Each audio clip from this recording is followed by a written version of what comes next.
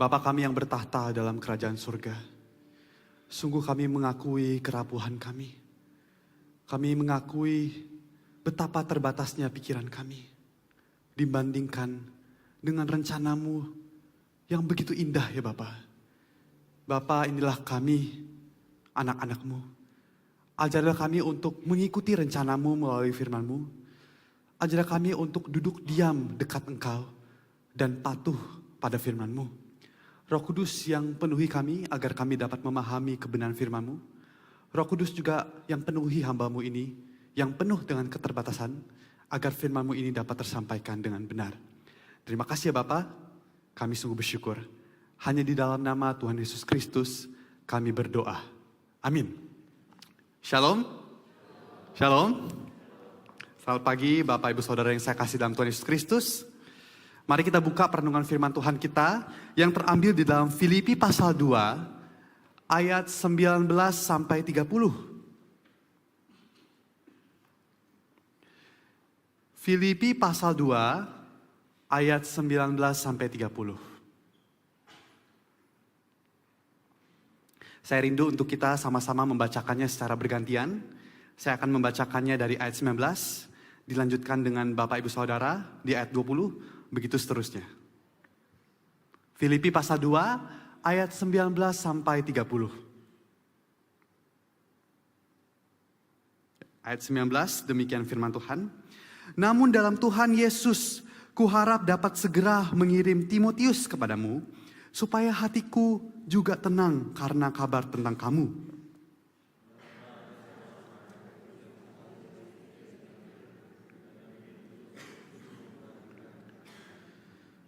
Semuanya mencari kepentingannya sendiri, bukan kepentingan Kristus Yesus.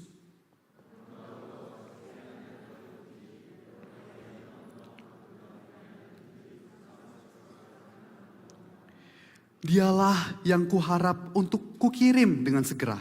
Sesudah jelas bagiku bagaimana jalannya perkaraku.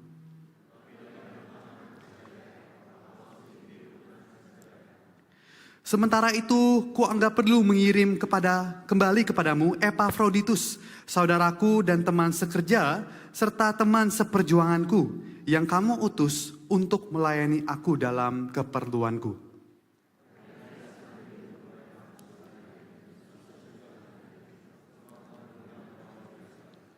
Memang benar ia sakit dan nyaris mati, tetapi Allah mengasihani dia. Dan bukan hanya dia saja, melainkan aku juga, supaya duka citaku jangan bertambah-tambah.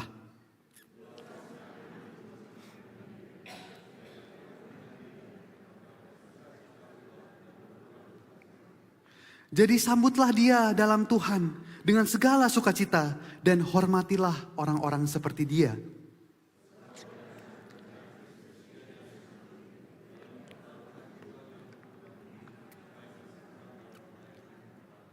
Amin untuk kebenaran firman Tuhan yang kita sudah baca. Bapak Ibu Saudara, suatu hari hiduplah seorang anak yang dari semenjak remajanya, dia begitu aktif melayani.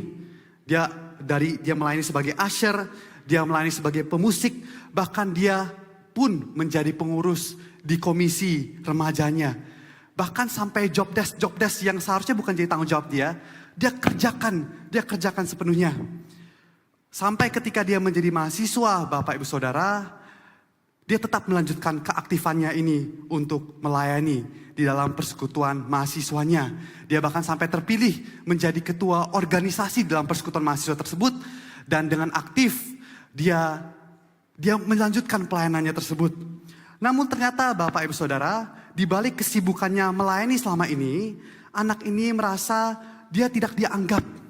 Anak ini merasa dia tidak mendapatkan apresiasi sedikit pun dari orang-orang gereja. Ketika dia meninggalkan gereja rumahnya setelah dia beranjak kuliah, dia pikir dia akan meninggalkan kepahitannya ini. Tapi justru malah tambah parah. Karena malah anak ini semakin burn out di tengah-tengah kesibukannya berkuliah. Dan dia merasa kelelahannya itu tidak terbayarkan oleh perhatian dari orang-orang. Dia sudah capek-capek menjadi ketua organisasi, dia capek-capek mengorbankan waktunya untuk mengerjakan tugas. Namun dia merasa pengorbanannya itu tidak diperhatikan oleh orang-orang di sekitarnya. Perasaan ini pun membeludak dalam dirinya, sehingga muncullah kepahitan dalam hati anak ini. Muncullah amarah yang besar yang dia pendam seorang diri. Di dalam kesendiriannya dan dalam kejenuhannya itu, dia hanya bisa bertanya, Tuhan, apakah Engkau tidak memperhatikan anakmu ini yang sudah aktif melayanimu? Di manakah orang-orang yang memperhatikan keadaanku? Di manakah setidaknya apresiasi sedikit saja dari orang-orang terdekatku? Kalau misalnya begini terus, tidak usahlah aku menjadi hambamu yang setia melayanimu. Tidak cocok hambamu ini menjadi pelayanmu. Karena hambamu ini lelah. Pelayanan-pelayanan yang hamba kerjakan tidak terbayarkan oleh reward-reward yang sepadan dengan kerja kerasku. Bapak Saudara, bagi kita yang terlibat aktif dalam pelayanan, saya rasa cerita anak ini realita yang mungkin saja pernah kita rasakan, atau mungkin yang beberapa kali kita masih rasakan sampai saat ini. Mungkin tak sadar di dalam hati kita mengatakan, aku ini sudah capek-capek aktif melayani, aku sudah capek-capek aktif jadi panitia, aktif jadi pengurus, tapi gak ada tuh orang-orang yang memperhatikan aku. Aku sudah mencoba memberikan yang terbaik. Aku sudah bolak-balik dari Jimbaran ke gereja, dari Denpasar ke gereja. Aku sudah mengorbankan waktuku bersama dengan keluargaku, mengorbankan waktu healingku. Tapi mengapa aku masih dikritik dalam pelayanan? Mengapa masih aja ada orang yang gak suka sama aku? Mengapa gak ada apresiasi atau perhatian sedikit saja yang bisa aku dapatkan? Bapak Saudara, realita inilah yang mungkin saja membuat pelayan-pelayan Tuhan menjadi kepahitan selama ini. Sampai akhirnya memutuskan untuk tidak lagi mau aktif pelayanan. Bahkan tidak lagi mau aktif ke gereja. Sampai mungkin pindah gereja. Atau bahkan gak mau bergereja sama sekali. Dan saya rasa itulah yang jadi salah satu faktor terhambatnya pertumbuhan gereja. Semuanya berakar dari kepahitan. Dapat dikatakan bahwa ketika suatu gereja itu terhambat pertumbuhannya, alasannya pasti tidak jauh dari kepahitan jemaat-jemaatnya atau kepahitan para penata layanannya. Bapak Saudara, hari ini kita akan belajar dari dua tokoh yang adalah pelayan Tuhan yang begitu aktif dalam melayani. Namun saya bisa katakan bahwa hampir mustahil untuk mereka menjadi pahit dalam pelayanan mereka. Namanya siapa? Namanya ialah Timotius dan juga Epafroditus. Timotius sendiri, Bapak Saudara, adalah anak rohani Paulus yang sekaligus menjadi rekan pelayanannya Paulus. Di dalam teks ini yang kita baca, Bapak Saudara, Timotius saat itu direncanakan untuk diutus oleh Paulus. Bapak Saudara, seperti yang kita ketahui ya dari khotbah-khotbah sebelumnya, ketika Paulus menuliskan surat Filipi ini, Paulus saat itu sedang ada di dalam penjara di Roma. Which is kondisi Paulus itu sangat terbatas saat itu. Bahkan nasib Paulus tidak menentu. Dia bisa saja kembali diadili dan bahkan dihukum mati kapanpun tanpa ia ketahui. Tetapi di sisi lain, Paulus ini sangat merindukan jemaat Filipi. Dan Paulus tetap ingin menjaga pertumbuhan Injil di antara jemaat Filipi.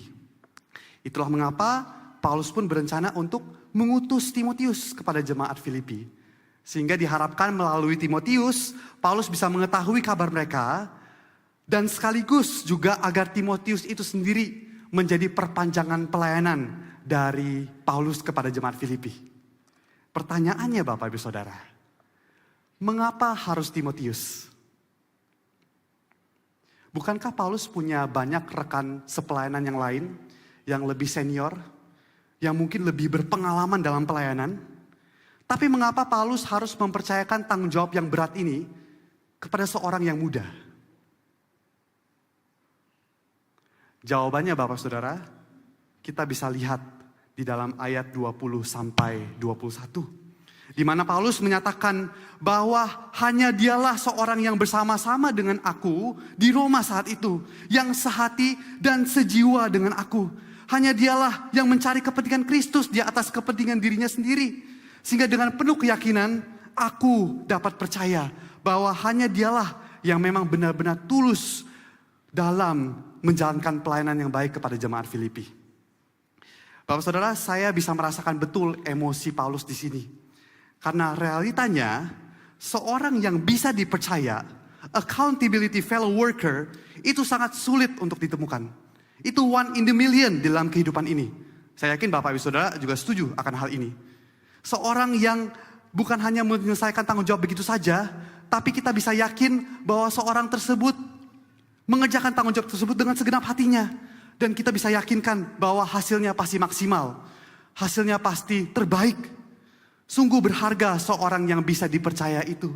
Dan Paulus melihat keberhargaan ini di dalam diri Timotius. Paulus bisa melihat hal ini karena Paulus menyadari bahwa dirinya dengan Timotius itu punya hati yang sama. Itu punya jiwa yang sama. They share the same heart. They share the same soul. Yakni apa? Hanya untuk mencari kepentingan Kristus. Artinya apa Bapak Ibu Saudara? Artinya Paulus dan Timotius itu punya visi misi yang sama. Paulus dan Timotius itu punya pergumulan yang sama. Pokoknya apa yang menjadi pergumulan Paulus, itu juga menjadi pergumulan Timotius. Apa yang menjadi tujuan hidup Paulus, itu juga menjadi tujuan hidupnya Timotius. Bapak Saudara, kita ini sama-sama bisa saja menjalankan pelayanan yang bentuknya sama. Kita bisa saja sama-sama melayani di atas mimbar. Kita bisa saja sama-sama melayani sebagai usher dengan pakaian yang seragam. Kita bisa saja sama-sama melayani sebagai panitia acara dan stres bersama. Tapi belum tentu sevisi misi. Belum tentu itu tujuannya sama. Bisa saja kita sama-sama melayani di atas mimbar, tapi kita masing-masing punya agenda yang berbeda-beda. Dan itu hanya kita dan Tuhan yang tahu. Berbeda dengan Paulus, Bapak Ibu Saudara. Dan juga relasinya dengan Timotius. Sekali lagi, mereka punya hati yang sama, mereka punya jiwa yang sama. Dan itulah yang membuat relasi antara Timotius dan Paulus itu sangat strong, itu sangat powerful. Itulah yang membuat Paulus sangat percaya kepada Timotius. Karena bukan hanya bicara soal bentuk pelayanan mereka yang sama, tapi Paulus bisa yakinkan bahwa aku ini dan Timotius punya kesamaan visi misi. Yakni apa? Mencari kepentingan Kristus. Mungkin kita bertanya-tanya, kepentingan Kristus itu apa? Kan di surat ini sedang berbicara soal kepedulian Paulus kepada jemaat Filipi. Kenapa Paulus gak bilang saja kepentingan jemaat Filipi? Atau kepentingan orang lain? Kenapa harus kepentingan Kristus? Memangnya apa sih kepentingan Kristus itu? Bapak Ibu Saudara, saya mengajak kita untuk sama-sama kita keep in mind ya. Kalau kepentingan Kristus itu adalah berbicara soal kemajuan Injil. Dan juga kesejahteraan komunitas keluarga Allah di dalam pemerintahan Allah. Jadi ada dua unsur.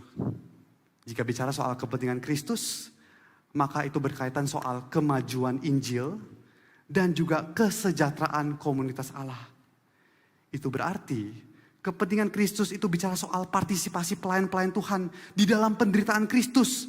Demi Injil itu dinyatakan, demi Injil itu disebarluaskan. Kepentingan Kristus itu juga bicara soal bagaimana kesejahteraan komunitas keluarga Allah itu lebih diprioritaskan daripada kepentingan sendiri. Sebagai ekspresi dari Injil yang telah mempersatukan komunitas keluarga Allah. Jadi setiap kali saya, sepanjang khotbah ini setiap kali saya bilang kepentingan Kristus, ya ini ya, dua unsurnya. Yaitu kemajuan Injil dan juga kesejahteraan komunitas keluarga Allah. Lalu kalau begitu apa yang dimaksudkan dengan mencari kepentingan Kristus? Bapak Saudara, menarik sekali kalau misalnya kita perhatikan bahasa asli dari kata mencari di dalam ayat 21 ini. Itu maknanya bukan hanya sekedar mencari. Tapi kata mencari yang bahasa Yunani itu zoteo di sini.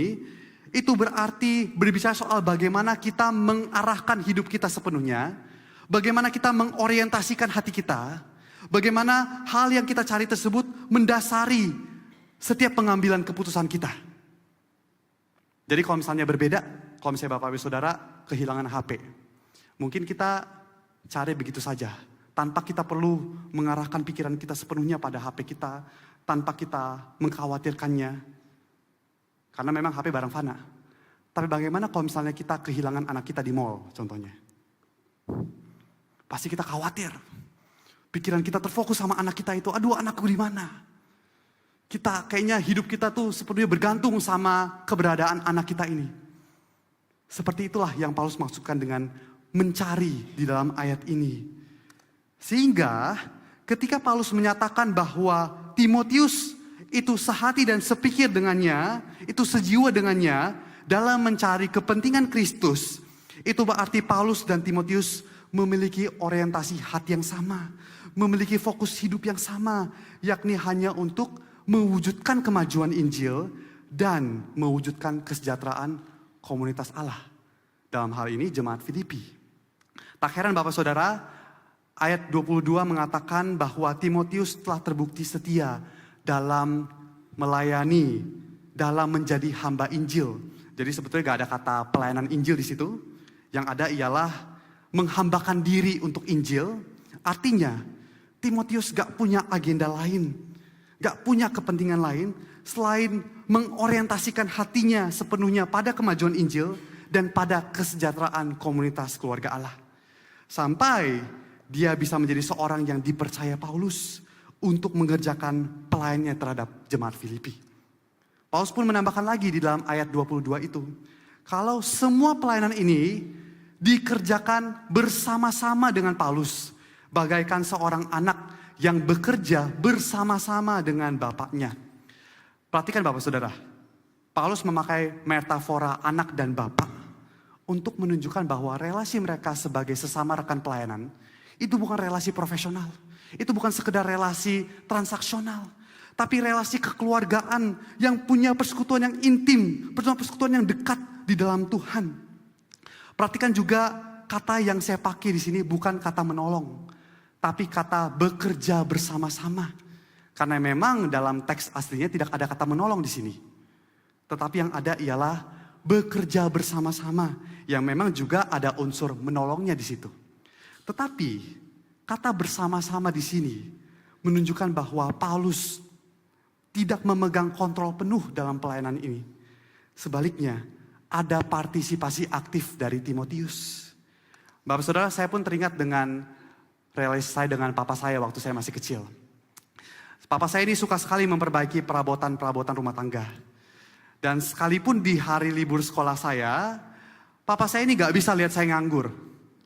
Jadi sekali papa saya lihat saya duduk main HP di sofa, papa saya pasti teriak, "Koko," ya saya dipanggil Koko ya di rumah, "bantuin papi dulu benerin jemuran. Koko, bantuin papi pasang rak buku. Koko, bantuin papi cuci mobil. Koko, bantuin papi pasang TV." Koko, dan Koko. Sekali saya tolak permintaan papa saya itu, saya sudah menimbulkan perpecahan di dalam rumah gitu ya. Jadi karena saya gak mau menghancurkan hari libur saya, ya sudahlah terpaksa saya tetap responi permintaan tolong papa saya ini, sekalipun saya sebenarnya malas sekali pada saat itu. Ini ngomong-ngomong direkam ya?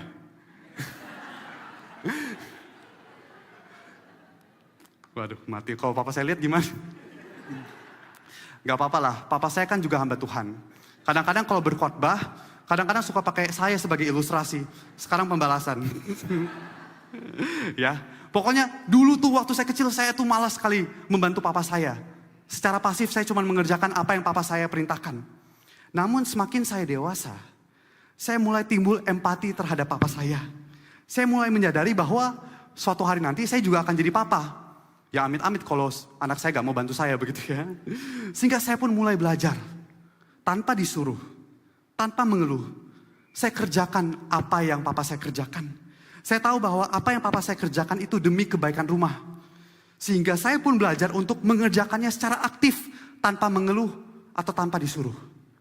Bapak Saudara, seperti itulah penggambaran dari bagaimana Timotius sebagai anak dan Paulus sebagai bapak. Itulah penggambaran dari bagaimana Timotius bukan hanya menolong Paulus, tetapi Timotius pun secara aktif bekerja bersama-sama dengan Paulus untuk mencari kepentingan Kristus. Baik itu sebagai rekan sekerja maupun sebagai satu keluarga di dalam Kristus.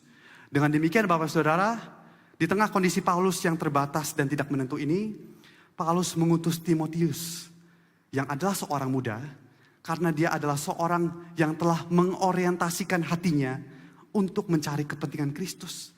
Dan itu semua dikerjakan bersama-sama dengan Paulus. Saudara, saya mau ajak kita untuk berefleksi ya. Apa orientasi hati kita selama ini? Ketika kita melayani sebagai WL, sebagai pemusik, sebagai panitia Paskah yang entar lagi ya, sebagai usher bahkan di depan, atau bahkan ketika kita berbuat baik terhadap sesama kita. Apa sih orientasi hati kita? Apa tujuan hidup kita? Apakah itu hanya untuk mencari kepentingan Kristus? Dan bagaimana kita memandang sesama rekan sepelayanan kita? Bagaimana kita memandang jemaat kita? Bagaimana kita memandang orang yang hadir di samping kanan kiri kita? Apakah hanya sebatas relasi transaksional? Relasi profesional? Atau kita juga memandang mereka sebagai bagian dari keluarga kita di dalam Tuhan? Sebagaimana Paulus memandang Timotius sebagai anaknya. Saudara, ini terkait Pak Timotius. Sekarang kita beralih kepada Epafroditus. Bapak saudara, jika Timotius adalah seorang yang diutus Paulus kepada jemaat Filipi, Epafroditus kebalikannya. Epafroditus adalah seorang yang diutus jemaat Filipi untuk melayani Paulus. Sama halnya dengan Timotius, di dalam ayat 25 mengatakan bahwa Epafroditus juga adalah rekan sepelayanannya Paulus, yang juga memiliki relasi kekeluargaan di situ.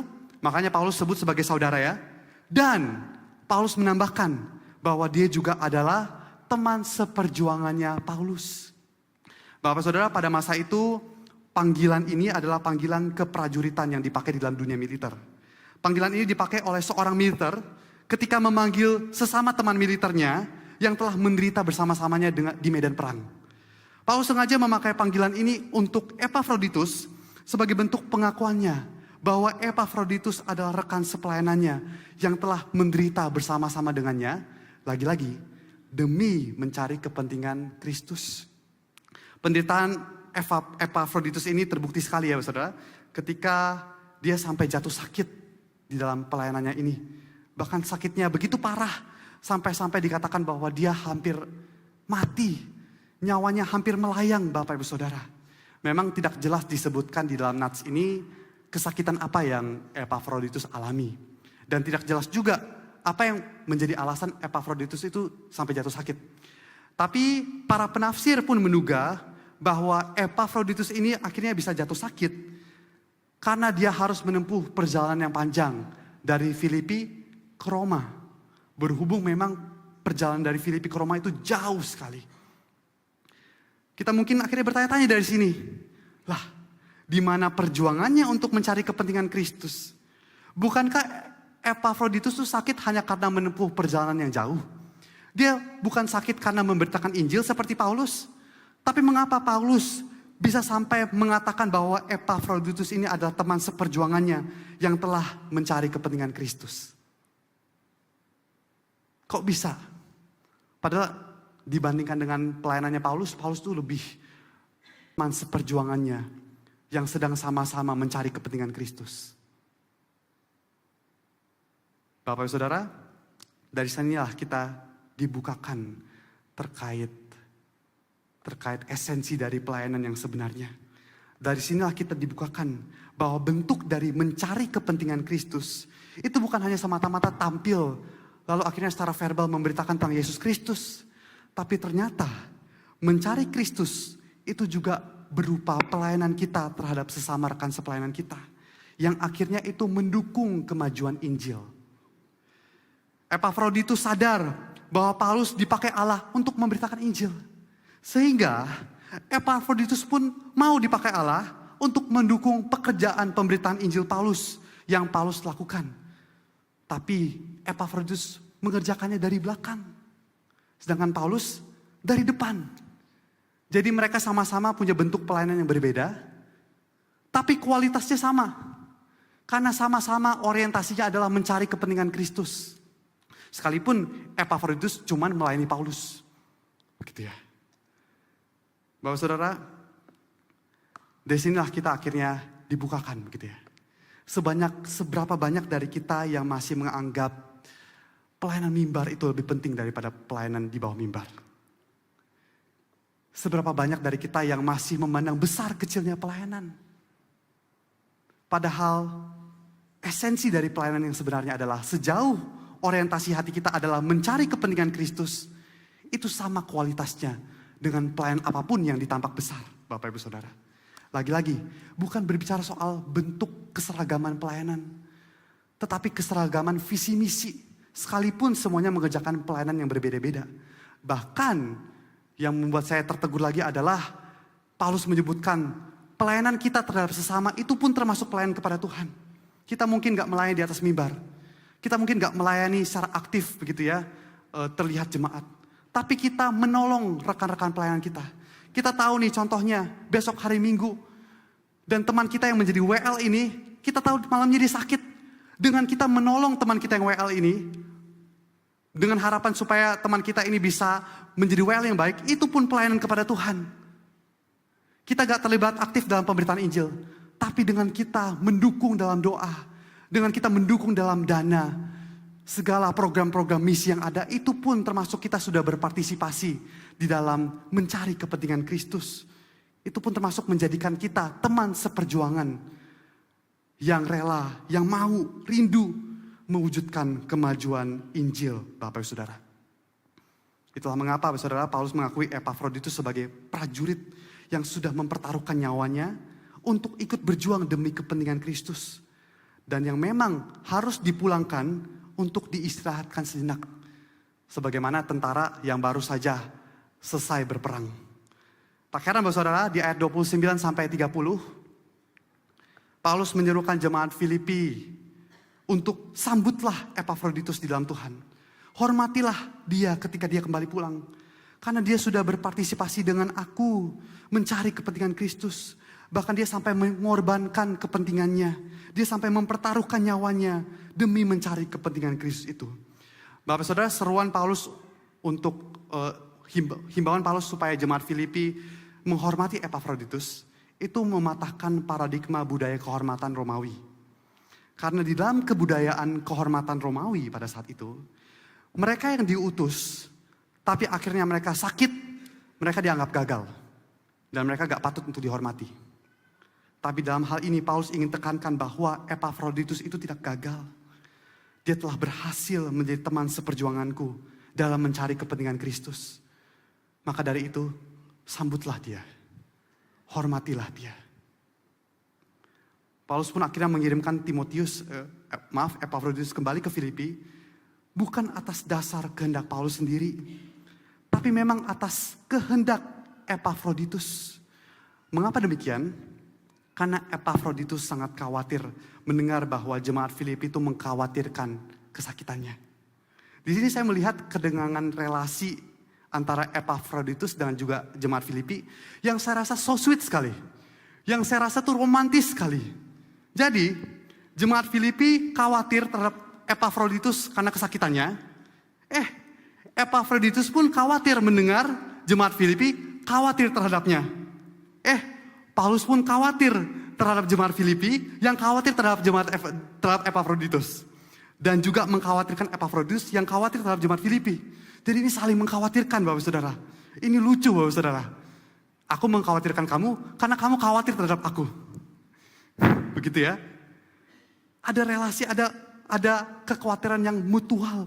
Saya jadi keinget relasi saya dengan mama saya. Yang beberapa kali mama saya itu gak mau. Setiap kali mama saya sakit, mama saya gak mau kalau saya itu tahu kalau mama saya sakit. Karena sekali saya tahu, pasti saya khawatir. Dan itulah yang mengkhawatirkan mama saya. Bapak Ibu Saudara. Bapak Saudara, relasi yang saling mengkhawatirkan ini.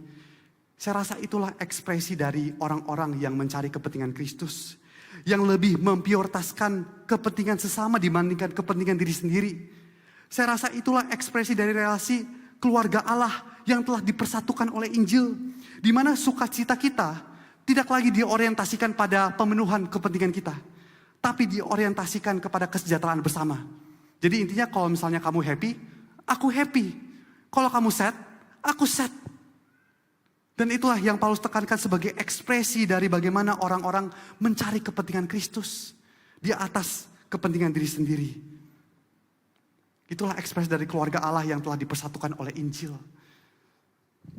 Dengan demikian Bapak Saudara, di tengah kondisi Paulus yang tidak menentu ini lagi-lagi, Epafroditus mau melayani Paulus karena ia sadar bahwa pelayanannya itu juga menjadi bentuk dari upayanya mencari kepentingan Kristus. Dan kekhawatirannya terhadap jemaat Filipi itu juga menjadi ekspresi dari relasi dalam keluarga Allah yang telah dipersatukan di dalam Injil Yesus Kristus. Bapak Saudara, inilah dua rekan pelayanan Paulus yang begitu aktif melayani, yang tidak menempati posisi yang tinggi, yang rela mati-matian mengorbankan dirinya, tapi tidak ada kepahitan sama sekali dalam hati mereka. Tidak ada terpikir untuk, aduh aku ini sudah pahit, ya sudahlah aku berhenti saja menjadi hamba, menjadi pelayan Tuhan yang melayani Tuhan.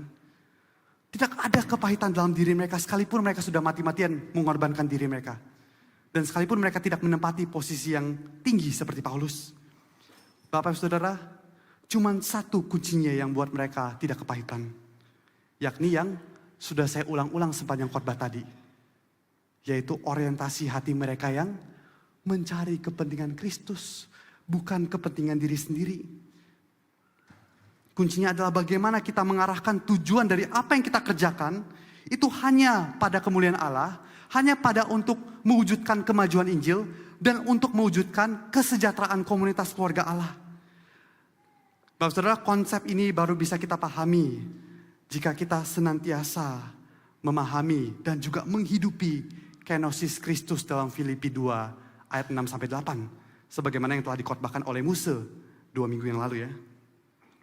Dalam pelayanan gereja ada saja tantangan. Dan sebagai manusia berdosa, kita ini gampang rapuh. Kita ini gampang pahit. Kita ini gampang merasa aku ini korban begitu ya. Sekalipun bahkan kita sudah tahu bahkan kuncinya adalah senantiasa mencari kepentingan Kristus. Sekalipun kita ini sudah sangat rohani, kita sudah sangat baik. Kita semua sebagai manusia berdosa tetap saja rentan untuk mengaktualisasikan rasa sakit kita di dalam pelayanan kita tanpa kita sadari. Itulah mengapa Paulus menekankan bahwa kita hanya mungkin senantiasa mencari kepentingan Kristus kalau kita sudah merenungkan setiap harinya kenosis Kristus ini. Merenungkan bagaimana Kristus yang telah terlebih dahulu taat kepada Bapa untuk merendahkan diri sebagai hamba sampai dia mati. Merenungkan bagaimana Kristus sama sekali tidak mencari kemuliaan dirinya sendiri atau berfokus pada agenda dan kepentingan dirinya sendiri. Semuanya itu dilakukan hanya sepenuhnya karena kasihnya kepada kita semua dan demi kemuliaan Bapa di sorga. Dengan demikian Bapak Saudara, Paulus, Timotius, dan Epafroditus adalah bentuk yang konkret dari seorang yang menghidupi kenosis Kristus, yaitu melalui orientasi mereka untuk mencari kepentingan Kristus. Mereka adalah contoh nyata incarnational living dari kerendahan hatian Kristus. Tentu Kristus tetap harus menjadi teladan utama kita ya. Tetapi Paulus, Timotius, dan Epafroditus adalah contoh konkret dari manusia berdosa. Manusia yang lemah, yang telah dipulihkan melalui kenosis Kristus dan dimampukan oleh Roh Kudus untuk mempraktikkan kenosis Kristus ini secara nyata di dalam pelayanan mereka. Dengan demikian Bapak Saudara, ketika mungkin kita masih memandang kenosis Kristus ini sebagai konsep yang mengawang-awang, sebagai konsep yang abstrak, praktek nyatanya adalah dari apa yang kita sudah bahas panjang lebar tadi, dari Timotius dan juga Epafroditus. Itulah bentuk praktek nyata bagaimana kita menghidupi kenosis Kristus di dalam komunitas kita. Saya pun menarik dua aplikasi konkret dari apa yang kita pelajari dari Timotius dan Epafroditus sebagai incarnational living dari kenosis Kristus itu Bapak Ibu Saudara. Yakni yang pertama, seorang pelayan yang menghidupi kerendahan hatian Kristus adalah seorang yang menyadari bahwa berfokus kepada kepentingan diri sendiri itu adalah racun terhadap kesatuan tubuh Kristus. Berfokus pada, oh aku ini harus diapresiasi, oh aku ini kerjanya paling banyak sehingga aku ini harus dikasihani, oh aku ini udah capek-capek pelayanan, masa aku harus dikritik sih dalam pelayanan, oh pendapatku ini harus dituruti begitu ya. Pikiran-pikiran seperti inilah yang menjadi racun di dalam kesatuan tubuh Kristus. Pikiran bahwa aku ini center, aku ini fokusnya, dan akulah yang harusnya mendapatkan banyak perhatian. Bapak Saudara, kita orang yang menghidupi kerendahan hatian Kristus ini menyadari hal ini sebagai racun. Karena kalau kita memang meneladani Kristus, kita sadar bahwa kita tidak sedang mencari image yang baik. Kita tidak sedang memenuhi agenda pribadi kita. Kalau bahasa Musa itu, kita tidak sedang memenuhi high agenda kita di dalam pelayanan. Kita sadar bahwa apapun bentuk pelayanan kita hanya sedang mencari kepentingan Kristus. Dan seorang yang orientasi hatinya demikian, gak mungkin pikirannya itu self-centered. Dia pasti akan lebih memikirkan orang lain daripada dirinya sendiri. Itu yang pertama. Yang kedua, seorang pelayan yang menghidupi kerendahan hatian Kristus pasti memiliki kesehatian dan kesejiwaan untuk bekerja bersama-sama dalam mewujudkan kemajuan Injil sebagai satu keluarga di dalam Tuhan. Ketika kita menghidupi kerendahan hatian Kristus,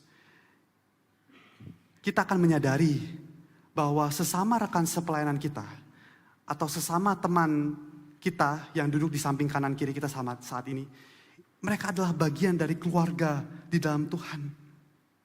Karena itu, jika kita menyadari bahwa kita semua ini adalah satu keluarga di dalam Tuhan, maka kita gak akan berfokus hanya untuk mengapresiasi diri sendiri. Tapi sama seperti Paulus yang memuji-muji Timotius dan Epafroditus, kita akan lebih mengapresiasi rekan sepelayanan kita daripada merendahkan mereka.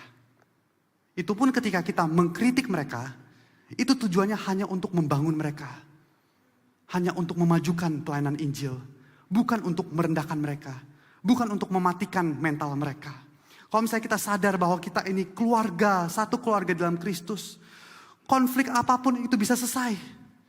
Karena kita tahu tujuan kita ini bukan pokoknya pendapat gue yang dituruti, pokoknya keinginan gue yang dituruti. Tidak. Fokus kita sama-sama hanya untuk mencari kepentingan Kristus. Dan konflik bisa kita gampang selesaikan dengan cara yang baik-baik, Bapak Ibu Saudara sekalian. Kalau misalnya kita meneladani Kristus, menghidupi kenosis Kristus, kita pun akan menyadari bahwa rekan sepelayanan kita itu adalah Bapak kita. Mereka adalah saudara kita. Begitu juga dengan jemaat yang duduk di samping kanan kiri kita. Ketika saya memulai pelayanan saya di sini ya, saya memandang rekan-rekan hamba Tuhan saya sebagai Bapak saya. Saya memandang Musa Ferry itu sebagai Bapak rohani saya. Saya memandang hamba-hamba Tuhan yang seperantaran dengan saya itu sebagai saudara saya. Saya memandang Bapak Ibu Majelis sebagai Bapak saya. Saya memandang pengurus youth, pengurus korem, bahkan jemaat-jemaat sekalian itu sebagai saudara-saudara saya. Di mana orang-orang yang bersama-sama dengan mereka saya sedang bekerja bersama-sama demi mewujudkan kemajuan Injil Yesus Kristus. Dengan demikian, kalau kita sadar bahwa kita ini satu keluarga di dalam Tuhan, maka relasi kita tidak hanya sebatas sifatnya transaksional, tidak hanya sebatas sifatnya itu profesional, tidak hanya sebatas sifatnya itu, oh pokoknya aku ketemu kamu nih pas kita latihan ibadah ya, oh kita pokoknya kumpul-kumpul pas rapat, kalau misalnya memang kita punya kepentingan. Tidak hanya itu, tapi kita punya kerinduan untuk mengenal secara personal rekan-rekan kita, jemaat-jemaat di samping kanan kiri kita. Kita rindu untuk mendoakan mereka. Kita rindu untuk bahkan memenuhi kebutuhan mereka. Dan dari situlah kita juga sadar bahwa ketika kita melayani mereka, itu sama saja kita sedang melayani Tuhan. Sama seperti contoh yang saya sudah paparkan tadi ya. Di mana teman kita pelayanan, kita tahu dia sakit, dan kita memenuhi kebutuhannya sebagaimana Epafroditus yang memenuhi kebutuhannya Paulus. Itu pun juga termasuk pelayanan kepada Tuhan. Sejauh motivasi hatinya, orientasi hatinya adalah lagi-lagi mencari kepentingan Kristus, Bapak Ibu Saudara sekalian. Bapak Saudara masih ingatkah seorang anak yang saya kisahkan di awal tadi? Seorang anak tersebut adalah saya dulu. Benar Bapak Saudara. Saya sempat kepahitan di dalam pelayanan. Bahkan sampai di pertengahan saya masuk sekolah teologi. Tapi seiring berjalannya waktu, ketika Tuhan terus justru berkali-kali membiarkan saya ada di dalam posisi yang terpuruk ini, saya tidak ada pilihan lain selain berserah kepada Tuhan. Singkat cerita, momentum reflektif pun terjadi ketika saya mengikuti retreat mahasiswa di kampus saya. Di mana di dalam salah satu sesinya ada salah satu dosen yang menyadarkan saya akan esensi menjadi hamba yang sebenarnya. Kalau sebenarnya menjadi pelayan itu bukan sibuk memperoleh status setinggi-tingginya. Tapi sama seperti Kristus, menjadi pelayan adalah justru kita mengambil jalan turun ke bawah. Jalan yang dimana tidak memuaskan hasrat kita. Jalan yang dimana tidak memuaskan validasi-validasi kita. Justru itulah jalan yang sebenarnya yang harus diambil.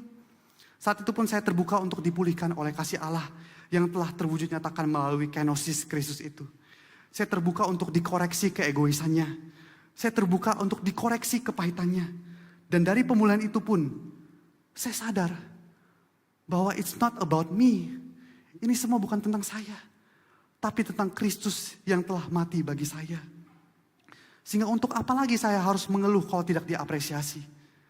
Untuk apa mental saya harus gampang dijatuhkan ketika saya dikritik? Untuk apa saya sibuk mengharapkan reward yang sepadan dengan kerja keras saya? Bukankah pelayanan itu sendiri itu sudah menjadi reward? Di mana kita bisa berpartisipasi dalam mewujudkan kemajuan Injil. Dari pemulihan ini saya pun sadar bahwa saya ini tidak mengerjakan pelayanan saya sendirian. Saya ini mengerjakan pelayanan saya bersama-sama dengan keluarga saya di dalam gereja. Saya pun menyadari bahwa sebenarnya banyak yang mendukung saya.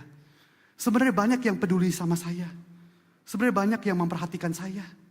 Ternyata selama ini saya cuma dibutakan oleh keegoisan saya. Dan juga penilaian subjektif saya. Bapak Saudara, sekali lagi mari kita mengarahkan orientasi hati kita hanya untuk mencari kepentingan Kristus. Dan untuk kita setia dalam hal itu, mari setiap harinya kita renungkan kerendah hatian Kristus. Kita hidupi di dalam saat teduh kita.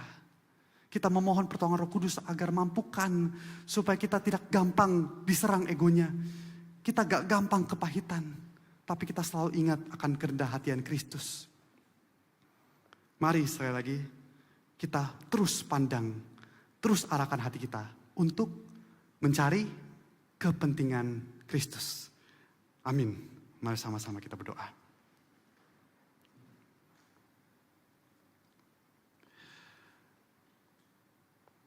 Bapa kami yang bertahta dalam kerajaan surga, Bapa yang telah menyatakan kasih-Nya melalui kerendah hatian Kristus, ampunilah kami Tuhan, jika selama ini kami mungkin masih kepahitan dalam pelayanan. Kami mungkin masih ada rasa tidak enak di dalam pelayanan. Hanya karena kami merasa tidak mendapatkan reward yang sepadan. Bapa, inilah kami anak-anak-Mu. Kami ingin dipulihkan oleh kasih-Mu yang telah Kau nyatakan melalui kerendah hatian-Mu Tuhan. Roh Kudus tolong kami agar kami dapat meneladani kerendah hatian-Mu Tuhan. Dan Roh Kudus tolonglah kami agar kami mampu memandang rekan-rekan sepelayan kami, bahkan jemaat yang hadir di samping kanan kiri kami, sebagai keluarga kami di dalam Engkau. Terima kasih ya Bapa, kami sungguh bersyukur. Hanya di dalam nama Tuhan Yesus Kristus kami berdoa. Amin.